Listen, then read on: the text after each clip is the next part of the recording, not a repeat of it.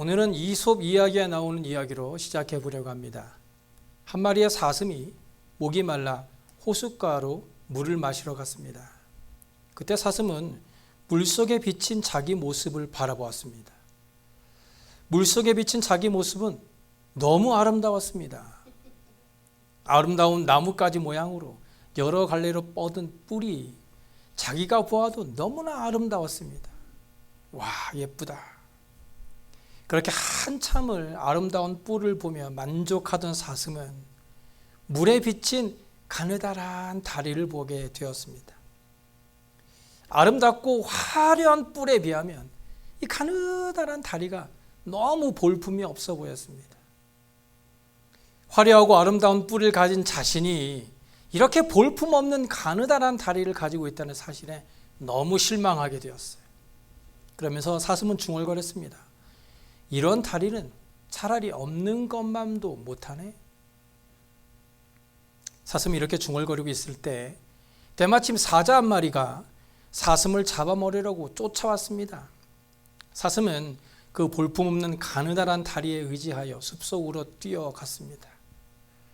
보기에는 볼품없어 보였던 그 다리는 숲속 언덕을 가볍게 뛰어올랐습니다. 사슴은 신이 났습니다. 아름다운 뿔에 취해 있다가 가느다란 다리를 보며 한탄했던 자신을 비웃기라도 하듯이 너무 가벼운 자신의 모습을 기뻐하면서 사자를 피해 있는 힘껏 뛰어올랐습니다.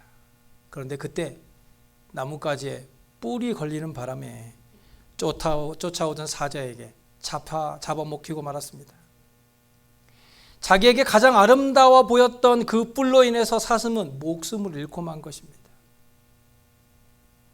우리는 눈에 보이는 것을 자랑합니다. 그리고 그런 자랑은 교만으로 나아가기도 하죠. 하지만 눈에 보이는 화려함보다는 오히려 눈에 보이지 않는 보잘것없어 보이는 것들이 우리의 삶에 더 큰 위로가 될 때가 있습니다. 그런데도 우리는 겉으로 보여지는 아름다움에만 몰두하고 그렇게 좋은 것들을 많이 가졌음에도 불구하고 한 가지, 그 만족스럽지 못한 그 한 가지로 인해서 불평과 불만이 가득한 삶을 살아가는 모습도 쉽게 찾아볼 수 있습니다. 그런데 사실 자랑이라는 것은요, 아주 참 조심스러운 것 같습니다. 나에게 좋은 일이 생겼거나 또는 어떤 좋은 것들을 가지게 되었을 때 자랑하고 싶은 마음이 들겠지만 섣부른 자랑은 오히려 창피함을 가져다 주는 경우가 많기 때문이죠. 그래서 오늘 본문에서 사도 바울은요, 너희가 얻은 것으로 인해서 자랑하지 말라고 말합니다. 왜냐하면 너희가 얻은 그것은 아무 대가 없이 받은 선물이기 때문이라는 거예요. 본문 10절을 보실까요? 우리는 그가 만드신 바라 그리스도 예수 안에서 선한 일을 위하여 지으심을 받은 자니 이 일은 하나님이 전에 예비하사 우리로 그 가운데서 행하게 하려 하심이니라. 이 말씀만 본다면 우리가 자랑할 만한 놀라운 일이 있다는 거예요. 충분히 자랑할 만하다는 거예요. 그것은 하나님께서 우리를 지으셨고 그렇게 지으신 이유가 예수 그리스도 안에서 선한 일을 위하여 우리를 친히 지으셨다는 거예요. 이 얼마나 자랑할 일입니까? 그런데 중요한 것은요, 바로 그 앞에 나오는 말씀이죠. 8절과 9절 보실까요? 너희는 그 은혜에 의하여 믿음으로 말미암아 구원을 받았으니 이것은 너희에게서 난 것이 아니요 하나님의 선물이라. 행위에서 난 것이 아니니 이는 누구든지 자랑하지 못하게 함이라. 이 말씀은 우리가 너무나 잘 아는 말씀이죠. 그런데 이 말씀의 깊은 의미는 에베소서 1장부터 시작되는 우리가 지난 시간까지 살펴보았던 말씀들을 다 이해하고 나서야 깨달을 수 있는 말씀입니다. 에베소서 1장에서 하나님께서 그의 계획하신 것을 어떻게 이루시고야 마는가, 그런 것을 듣고 이제 하나님께서 어떻게 죽은 예수 그리스도를 부활시키시고 하늘 보좌 우편에 앉히셨는가, 그리고 어떻게 불순종의 자녀로 있던 우리들을 본질상 진노의 자녀였던 우리들을 구원하셨는가 하는 문제를 생각하다가 이제 오늘 본문의 말씀을 다시 한번 생각해만 해야 하는 이유는 인간은 이 문제에 대해서 늘 틀리기 때문이에요. 우리는 이 문제에서 있어서만큼은 신앙의 연수가 아무리 많다고 해도 늘 틀립니다.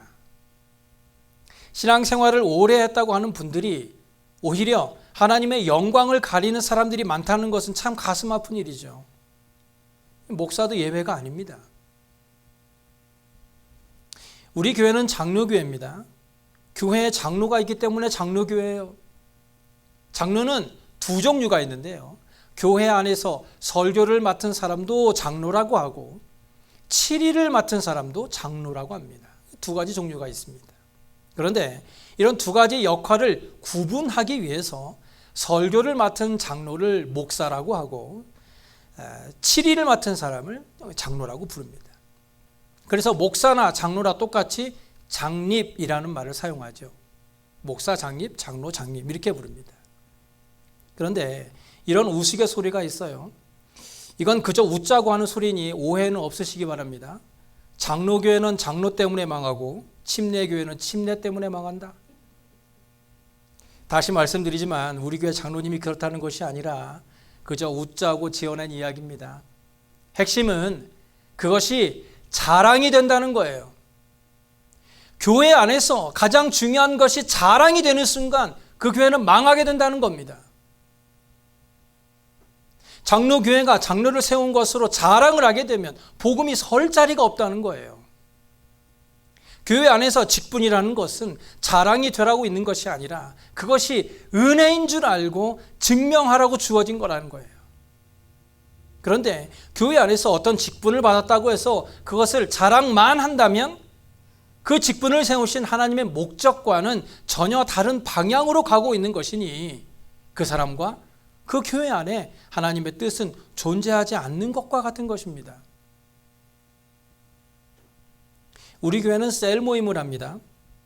제가 셀 리더들에게 강조하는 것은요, 셀원들에게 성경을 가르치지 말라는 겁니다. 셀 리더는 그저 셀원들이 서로의 생각을 공감하고 나눌 수 있도록 그 자리를 만들어주는 사람이 되라는 겁니다. 그래서 여러분들이 셀 모임을 할 때 나눠드리는 교제 안에서 질문을 하고 또 어떤 정답을 찾으려고 하지 않으셔도 됩니다. 과연 정답은 무엇일까? 이렇게 고민하지 않아도 돼요. 정말 성경적으로 궁금한 것이 있으면 저에게 직접 물어보시고 셀 모임을 할 때는 그저 가볍게 여러분의 생각들을 나누시면 됩니다. 그런데 그런 셀 모임을 하면 꼭 이렇게 질문하는 분들이 계시죠. 당신은 어떻게 생각하세요? 무슨 말입니까? 그 질문을 하는 사람은 이미 정답을 알고 있습니다. 그래서 나는 이미 정답을 알고 있는데 당신도 그 정답을 알고 있습니까? 그런 의도로 묻고 있는 겁니다. 그래서 그 질문에 답을 못하거나 다른 대답을 하게 되면 바로 이것을 놓치셨군요. 그 질문은 바로 이러한 대답을 원하고 있는 겁니다 라며 드러나지 않는 교만으로 상대방에게 무언을 주는 경우가 많다는 거예요. 우리가 지난 시간 살펴보았지만 에베소서 2장 4절 이하에서 사도 바울도 긍휼이 풍성하신 하나님이 우리를 사랑하신 그 큰 사랑을 인하여 허물로 죽은 우리를 그리스도와 함께 살리셨다라고 말씀하죠. 그리고 괄호에 뭐라고 합니까? 너희는 은혜로 구원을 받은 것이라. 우리가 받은 구원은 은혜라는 겁니다. 값없이 받았다는 거예요. 너희는 은혜로 구원을 받은 것이라. 그리고 나서 6절 이하에 이렇게 말씀하죠. 또 함께 일으키사 그리스도 예수 안에서 함께 하늘에 앉히시니 이는 그리스도 예수 안에서 우리에게 자비하심으로써 그 은혜의 지극히 풍성함을 오는 여러 세대에 나타내게 하려 하심이라. 무엇을 나타내려고 하는 겁니까? 그 은혜의 지극히 풍성함을, 그의 자비를, 그의 은혜를 나타나기 위해 우리를 구원하셨다는 거예요. 그런데도 그 은혜의 지극히 풍성함을, 그의 자비하심을 나타내려고 한 것인데도 그런 은혜를 가지고 자비를 나타내는 것이 자랑이 되기 때문에 다시 8절에서 브레이크를 걸어서 다시 확인시키고 있는 거예요. 너희는 그 은혜에 의하여 믿음으로 말미암아 구원을 받았으니 이는 너희에게서 난 것이 아니라 하나님의 선물이다. 행위에서 난 것이 아니니 이는 누구든지 자랑하지 못하게 함이니라. 사도 바울은 계속해서 반복합니다. 은혜, 은혜, 은혜다. 너희가 받은 구원은 모두 은혜다. 그러니 누구든지 자랑하지 말아라. 너희가 받은 구원은 하나님이 선물로 주신 것이니 너희가 잘해서 준 것이 아니니 절대로 자랑거리가 되지 못한다는 거예요. 그래서 10절에 이렇게 말하잖아요. 우리는 그가 만드신 바나 그리스도 예수 안에서 선한 일을 위하여 지으심을 받은 자니. 선한 일을 위하여. 여러분, 선한 일을 해서 구원을 얻을까요? 아니면 구원을 얻었기 때문에 선한 일을 하는 겁니까? 어떻게 생각하십니까? 선한 일을 해서 구원을 얻습니까? 아니면 구원을 얻었기 때문에 선한 일을 하는 겁니까? 그렇죠. 당연히 구원을 얻었기 때문에 선한 일을 하는 것이죠. 그런데 더 정확히 말하면요, 선한 일을 하게 하기 위해서 구원을 시켜줬다는 거예요. 구원을 시켜준 거예요. 그러면 자랑은 무엇 때문에 있을까요? 자랑은 왜 나옵니까? 자랑이라는 것은요, 나는 너희와는 다르다는 생각 때문입니다. 지난번에 야외 예배를 했잖아요. 마지막에 상품권 추천을 했어요. 그때 어떤 분은 선물을 받고 또 어떤 분은 빈손으로 돌아간 분도 계십니다. 그래서 물론 선물을 나눠주신 분들도 계시지만, 그럴 때 이 번호가 뽑혀서 선물을 받은 사람은 거기 있는 다른 사람보다 축복을 더 많이 받았고, 또 받지 못한 사람은 축복을 받지 못해서 그런 것일까요? 그렇다면 믿음 좋은 사람은 가위바위보만 해도 늘 이깁니까? 성경이 계속해서 우리에게 강조하고 있는 것이 바로 이런 거예요. 우리 모두가 전에는 욕심을 따라 지냈고 자기 욕심대로 살았던, 그래서 본질상 진노의 자녀였습니다. 그런데 하나님께서 우리를 불쌍히 여기셔서 구원해 주셨는데 도대체 무엇 때문에 구원해 줬는가 하니까 예수 그리스도 안에서 선한 일을 하게 하려고 구원을 시켜준 것이라는 거예요. 그러니까 드디어 이제 우리가 선한 일을 할 수 있게 된 거예요. 구원을 얻기 전에는 선한 일을 하는 것이 도저히 불가능했었다는 겁니다. 그런데도 우리는 이렇게 말하죠. 그 사람은 예수 안 믿어도 천국 갈 사람이야. 그 사람은 비록 예수 안 믿지만 믿는 사람보다 더 착해. 이렇게 말하는 것은 선의 기준이 다르기 때문입니다. 이렇게 말하는 것은 선이라는 개념을 잘못 가지고 있기 때문이에요. 여기서 말하는 선은요, 윤리적이고 도덕적인 선을 말하죠. 하지만 선이라는 것은 윤리와 도덕이 아니라 하나님의 기준에 맞느냐, 하나님의 기준에 맞지 않느냐 하는 것입니다. 그게 선이에요. 하나님의 기준에 맞으면 선이고 맞지 않으면 악입니다. 전부 다 악이에요. 아무리 선해도, 윤리와 도덕적으로 선해도, 그가 의롭고 착해도, 그가 남을 위해 온갖 헌신적인 삶을 살았어도 그것이 하나님의 기준에 맞지 않으면 전부 다 악이라는 거예요. 그럼 누군가 그러겠죠? 그게 맞습니까? 너무한 거 아닙니까? 도대체 누구 맘대로요? 아니요, 그럴 수 있습니다. 누구 맘대로요? 하나님 맘대로요. 성경에서 말하고 있는 선의 기준이 그렇습니다. 세상적으로 가지고 있는 좋은 성품과 착한 것들이 우리에게 있어서 어떤 자랑거리가 될 거라고 생각하지 마세요. 그것이 바로 우리의 착각입니다. 세상적인 선함이 우리의 구원에 큰 영향을 줄 것이라는 것은 그저 인간적인 생각일 뿐입니다.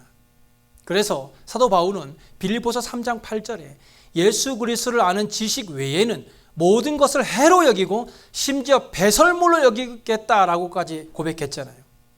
사도 바울의 고백은요, 내가 그동안 가지고 있었던 세상적인 자랑들이 모두 더러운 똥과 같은 것이었다. 세상적인 자랑과 명예와 지식, 그 어떤 것도 그리스도와 분리되어서 가지고 있는 것이라면 그것은 모두 다 쓸데없는 정도가 아니라 오히려 나에게 방해가 되는 것이고 더러운 냄새가 나는 것이었다는 겁니다. 성도들이 설교를 들을 때 여러 가지 반응들이 나오는데요. 먼저 말씀을 들으면 목사님이 오늘 다 들으라고 말씀하시네 하는 분들이 있어요. 이런 분들은 말씀을 제대로 들은 거예요. 물론 목사가 어느 한 성도 들으라고 말씀을 준비하지는 않지만 만약 그 말씀이 자신의 마음을 찔렀다면 둘 중에 하나입니다. 하나는 제가 설교를 하나님의 말씀으로 잘 전달했다는 것이고, 다른 하나는 그 성도가 제대로 들은 것입니다. 혹은 설교를 들으면서 다른 사람을 생각하는 사람이 있어요. 이 설교는 그 집사가 들었어야 되는데 지금 저 집사 저 설교 잘 들고 있으려나? 듣고 깨달아야 되는데. 그러면서 자신이 마음에 들지 않는 사람들에게 꼭 하고 싶은 말을 나는 못하는데 목사님이 대신해 주니까 마음이 시원한 거예요. 그러니까 저 사람 잘 들어야 되는데. 근데 그것은 말씀을 잘못 들은 겁니다.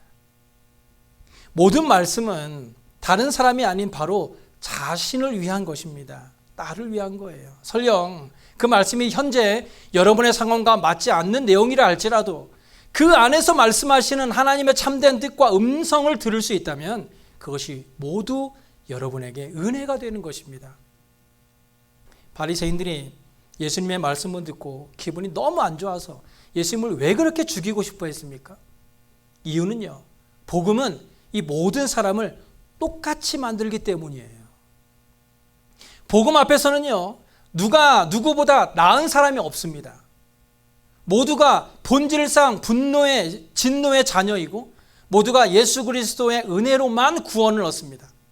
그러니까 다른 사람들과는 격이 다르다고 선을 그었던 이 바리새인들이 자신들과 저런 보잘것없는 죄인들이 똑같은 사람들이라고 하니까 기분이 나빴던 거예요. 자기들은 죄인들과 급이 다른 사람들이라고 생각했었으니까요. 그들은 일주일에 2번 금식하고 11조도 빠지지 않고 성경에서 성전에서 정기적으로 기도도 했는데 그런 일들도 하지도 않는 사람들과 똑같다고 말하니 얼마나 기분이 나빴겠습니까?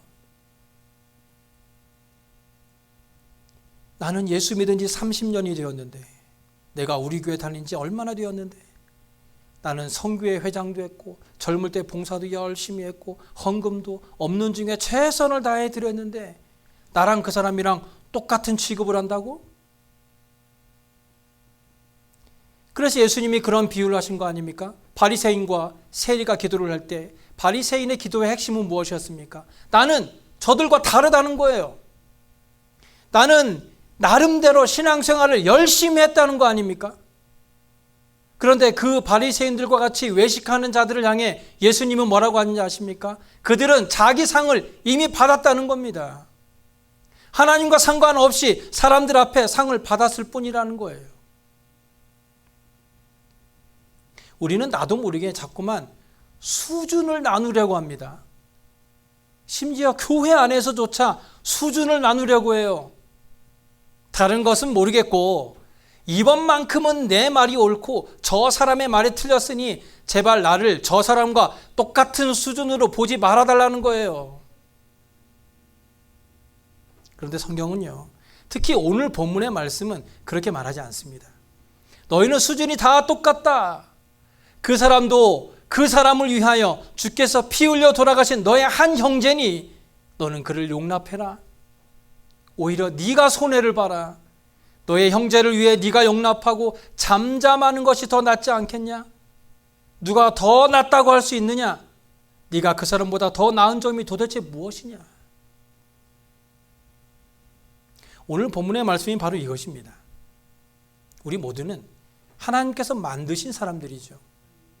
하나님을 위하여 착한 일을 하게 하기 위해 만들어진 존재들이에요.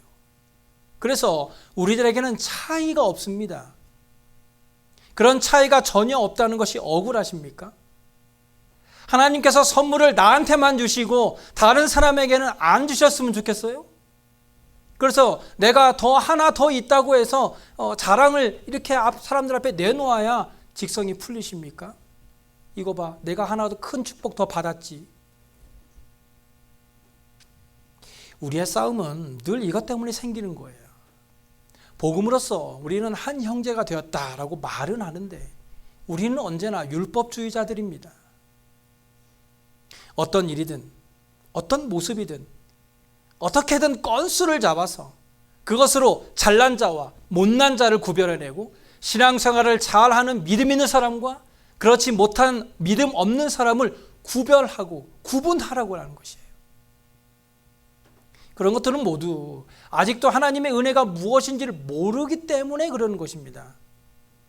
본문 8절과 9절을 보세요. 너희는 그 은혜에 의하여 믿음으로 말미암아 구원을 받았으니 이것은 너희에게서 난 것이 아니요 하나님의 선물이라 행위에서 난 것이 아니니 이는 누구든지 자랑하지 못하게 하는 것입니다. 우리 모두는 하나님으로부터 아무런 값 없이 선물을 받았는데 그 받은 선물을 가지고 서로 자랑거리를 삼고 있는 거예요. 이 얼마나 우스운 모습입니까? 내가 더 큰 선물 받았다고 자랑하고 있는 거예요. 말이라는 것은 참 이상한 힘이 있습니다. 그래서 말을 하는 사람에게도 문제가 있지만 말을 듣는 사람에게도 문제가 있는 것이 말이에요. 그러면 말을 잘 못한 사람이 문제일까요? 아니면 그 말을 듣고 곡해하는 사람이 문제일까요? 그러니까 말을 하는 사람이 말을 할 때부터 잘 해야 합니까? 아니면 듣는 사람이 개떡같이 말해도 찰떡으로 알아들어야 됩니까? 여기에는 정답이 없습니다. 이것은 꼭 손뼉을 치는 것 같아서 어느 한쪽이라도 잘못하면 둘 다 망해버립니다. 그런데 잘못 말한 것을 듣고도 받는 사람이 잘 받으면 아무런 문제가 되지 않습니다. 반대로 잘 말했는데도 받는 사람이 꼬아서 듣게 되면 결국 싸움이 일어나게 되겠죠. 사람은 누구나 실수를 할 수 있습니다. 그런데 문제는 그 실수를 받는 사람들이 어떻게 받아들이느냐에 따라 싸움이 될 수 있고 웃음으로 넘어갈 수도 있다는 거예요. 그래서 우리는 잘못을 인정하는 것이 중요합니다. 잘못한 것을 우리 우기기 시작하면 답이 없습니다. 인정해야 합니다. 결국 나도 그 사람과 다를 바가 없다는 것을 인정해야 합니다. 그래야 하나님의 은혜를 온전히 누릴 수 있는 거예요. 내가 받은 하나님의 은혜를 다른 사람도 받고 누리고 있다는 것을 인정해야 나를 위해 주신 하나님의 은혜의 선물이 진짜 값어치를 발휘하게 되는 것입니다. 복음은 우리를 구별하지 않습니다. 그리고 단 한 가지도 구별할 것이 없다고 선언합니다. 구별함이 없다는 선언이 서운하게 들릴지도 모릅니다. 불공평하게 생각될지도 모릅니다. 그러나 거기에 유일한 해답이 있는 거예요. 오늘 본문 8절에 너희는 그 은혜에 의하여 믿음으로 말미암아 구원을 받았다라는 이 짧은 구절 속에 구원의 근원이 분명하게 드러나고 있는 겁니다. 구원의 출발점은 우리의 결심이 아니고 우리의 눈물도 아니고 우리의 회개조차도 아닙니다. 물론 참된 회개와 참된 눈물과 참된 결심은 은혜를 받은 자에게서 열매로 맺혀지게 되지만 열매가 뿌리가 될 수는 없습니다. 모든 것은 뿌리가 먼저이듯이 은혜가 먼저입니다. 은혜가 있어야 돼요. 하나님께서 우리를 사랑하셨기 때문에 우리가 살아났고 하나님께서 붙드셨기 때문에 우리가 믿었고 하나님께서 불러주셨기 때문에 우리가 돌아온 겁니다. 우리가 하나님을 선택한 것처럼 느끼는 순간조차 더 깊은 곳에서는 하나님이 먼저 우리를 선택한 손길이 있었다는 거예요. 우리가 하나님을 선택하지 않았다는 겁니다. 그러므로 구원받은 성도는 그 마음 깊은 곳에서 내가 했습니다 라는 말이 아니라 주께서 하셨습니다 라는 고백이 있어야 합니다. 이 고백은 교만을 끊고 절망을 끊고 감사의 시작을 알리는 거룩의 시작이 된다는 거예요. 교만은요, 내가 이만큼 해서 내가 해서 라는 이런 생각에서 피어나고, 이 절망은요, 내가 이거밖에 못해서 라는 생각에서 조금씩 자라나지만, 은혜는 그 두 가지 생각을 다 무너뜨리는 게 은혜입니다. 그래서 은혜는 교만을 부수고, 은혜는 절망을 태우고, 은혜는 오직 하나님만 높이는 길로 우리를 이끌어줍니다. 또 바울은요, 믿음으로 말미암아 구원을 받았다고 말하죠. 은혜가 근원이라면 믿음은 수단이고, 믿음이 수단이라면 믿음 자체는 자랑이 될 수 없는 거예요. 믿음은 공로가 아니라 빈손입니다. 아무것도 없는 거예요. 그래서 믿음은 내가 하나님께 무엇을 드리겠습니다가 아니라 하나님께서 주신 것을 받겠습니다라는 고백이에요.